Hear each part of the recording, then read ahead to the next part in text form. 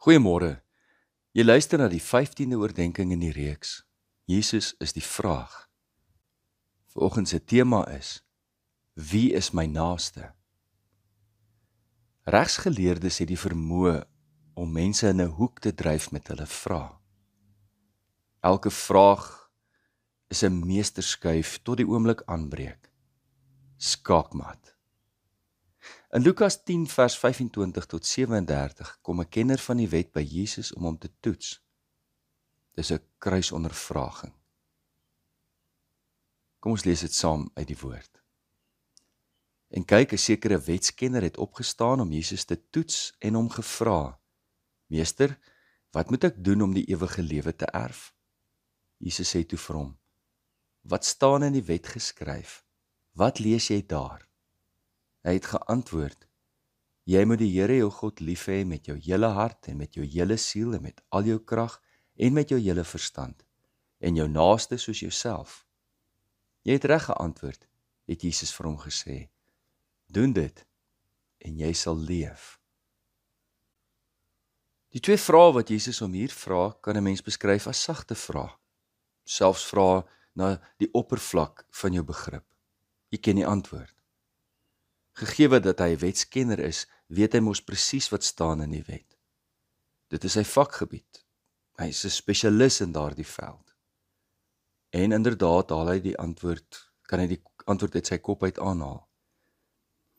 En hy haal spesifiek uit die Shema gebed van Israel, wat, mens wil eintlik guggel daaroor, nie 'n graad in die wet nodig het om te antwoord nie.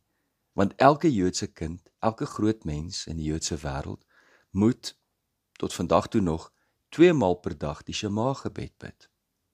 Dus bevestig sy antwoord met: Doen dit en jy sal leef. Daar's egter die onbenullige saakie van wie is my naaste. In die bepaling, jy moet die Here jou God lief hê, is dit maklik, eenvoudig om te verstaan. Daar is net een Here, een God en Vader van ons almal. En om jouself lief te hê, nie problematies om dit te begryp nie, dalk om dit te doen, maar jy weet mos, dis die persoon wat jy in die spieël sien. Die vraag het gegaan oor wie is my naaste? En daaroor was daar 'n groot geskil aan die gang. Die wetsgeleerde het gekom met 'n missie en hy gaan nie Jesus toelaat om daardie moeilike kwessie te vermy nie. Hy wil homself regverdig. Met ander woorde, hy wil vir die skare speel en die omliggende toeskouers beïndruk met sy vermoë om Jesus in 'n hoek te dryf en dat Jesus moet erken dat hy voldoen aan die wet van God. Almal weet daar rondom Jesus, naaste beteken presies wat dit sê. Dis die persoon die naaste aan my. Dis die persone waarmee ek my omring.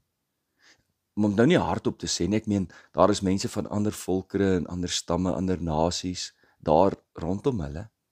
Maar almal weet wat hy bedoel. Naaste beteken mede-Jood, iemand soos ek. My kultuur, my oortuiging, my velkleur. Kom ons lees verder. Hy wil homself regverdig en het toe vir Jesus gevra, en wie is my naaste? Hierop het Jesus geantwoord: 'n man het van Jerusalem afgegaan na Jerigo en is deur rowers oorval. Hulle het sy klere uitgetrek, hom geslaan en toe weggegaan en hom half dood agtergelaat. 'n Priester het onvoorsiens met daardie pad langs afgegaan en toe hy hom sien, het hy aan die ander kant verbygegaan. En net so het ook 'n Lewiet by die plek aangekom en toe hy hom sien, het ook hy aan die ander kant verbygegaan. Maar 'n Samaritaan wat op reis was, het op hom afgekom en toe hy hom sien, het hy hom innig jammer gekry. Hy het na hom toe gegaan, sy wonde verbind en olyfolie en wyn daaroor gegiet. Toe help hom op sy eie rydier, neem hom na 'n herberg en versorg hom daar. Die volgende oggend haal hy 2 denarius uit, gee dit vir die herbergier en sê: versorg hom en wat jy ook al bestee, sal ek jou betaal wanneer ek terugkom. Wie van hierdie 3, dink jy, was 'n naaste vir die man wat deur die rowers oorval is? En hy het geantwoord, die een wat ontferming aan hom betoon het. Toe sê Jesus vir hom, gaan maak jy ook so. Die wetsgeleerde het dit nie sien kom nie.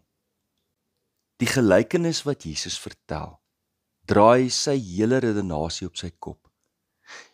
Jy sien, verhale, gelykenis het die manier om verby ons opgestelde idees te breek. Nie op 'n argumentatiewe styl nie, maar dit neem jou in 'n storie in waarvan jy 'n antwoord moet gee uit 'n ander plek uit as bloot met jou kop. Die storie wat Jesus vertel, word vertel nie uit die perspektief van iemand wat gesond is nie, maar iemand wat beseer is. Wanneer jy gesond is, in beheer is, in 'n posisie van keuses en opsies, is die vraag na my naaste 'n argumentatiewe een. Ek het die luksheid om daaroor te redeneer en ek kan besluit wie is my naaste en wie nie. Maar wanneer jy half dood op die grond lê, aangerand, half bewusteloos, bloeiend met oop wonde en naak, wie is my naaste dan?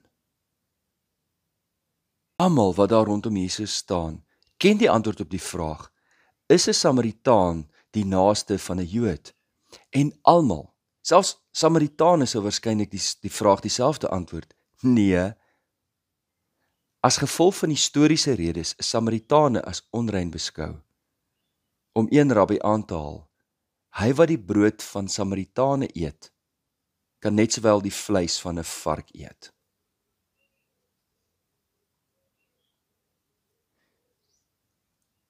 Die wetgeleerde het verwag dat Jesus die antwoord is. Die antwoord wat hy wou hoor. Maar Jesus het gekom om die vraag te wees. Jesus het nie die selfregverdigende sosiale speletjies van mense ondersteun nie. Hy het dit nie bevestigend kom antwoord nie. Maar hy het gekom om die vraag te vra, wie is my naaste? En daardie vraag neem my na die onvermydelike refleksie voor die spieël. Waar is die grense van my liefde? Ons gebed kom uit die groot gebedeboek. O Here, my God, alle pyn, alle onreg, alle bitterheid, vernedering, hartseer, haat, wanhoop, ja, alle seerkry is 'n simptoom van 'n honger wat nie gestil word nie, 'n smagting na liefde. Ek kom bely vandag dat ek hulle wat my liefde nodig het, so dikwels nie met liefde bedien nie, Here. En dit is nie net ek wat hieraan skuldig is nie. Ons hele samelewing het stadig, met die een stukkie selfsug na die ander, 'n geskonde wêreld gebou wat mense neerdruk en vernietig.